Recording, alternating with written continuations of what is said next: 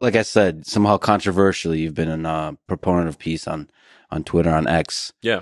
So let me ask you about the wars going on today and to see what the path to peace could be. How do you hope the current war in Israel and Gaza comes to an end?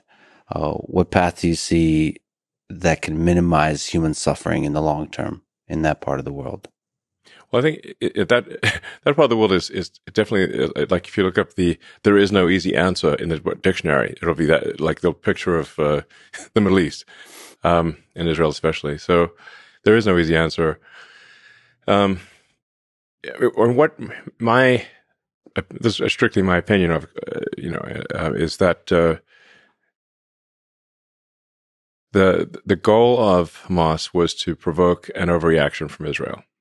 They obviously do not expect to, have a military victory, but they really wanted to commit the worst atrocities that they could in order to provoke the most aggressive response possible from Israel, and then leverage that aggressive response to rally Muslims worldwide for the cause of Gaza and Palestine, which they have succeeded in doing.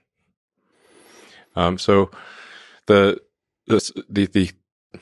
counterintuitive thing here, I think that the thing that I think should be done, even though it is very difficult, is that I would recommend that Israel engage in the most conspicuous acts of kindness possible. Everything.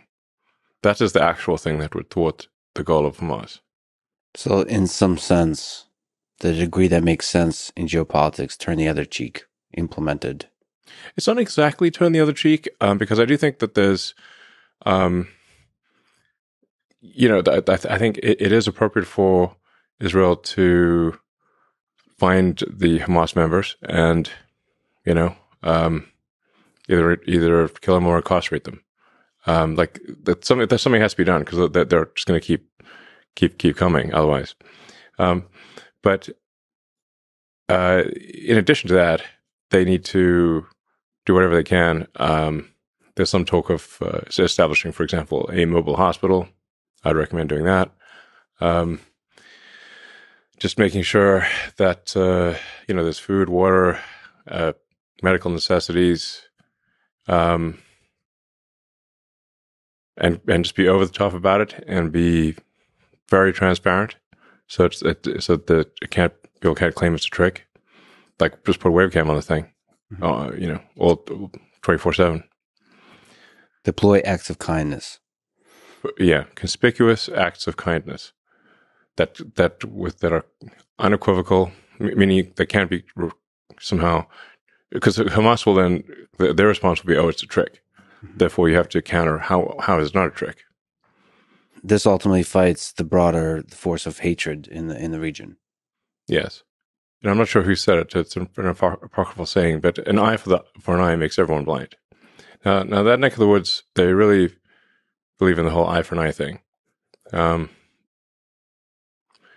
But I mean, you really have, if you're not going to just outright commit genocide, like against an entire people, which obviously would not be acceptable to really shouldn't be acceptable to anyone, then you're going to leave basically a lot of people alive who subsequently, hate Israel. So really the question is like, how, for every Hamas member that you kill, how many did you create? Mm-hmm. And if you create more than you killed, you've not succeeded. That's the real situation there. And it's safe to say that if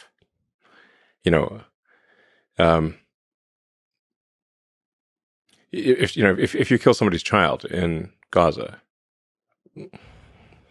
you've made at least a few Hamas members who will die just to kill an Israeli. That's the situation. So, but I mean, this is one of the most contentious subjects one could possibly discuss. But I think if the goal ultimately is some sort of long-term peace, one has to look at this from the standpoint of, over time, are there more or fewer terrorists being created?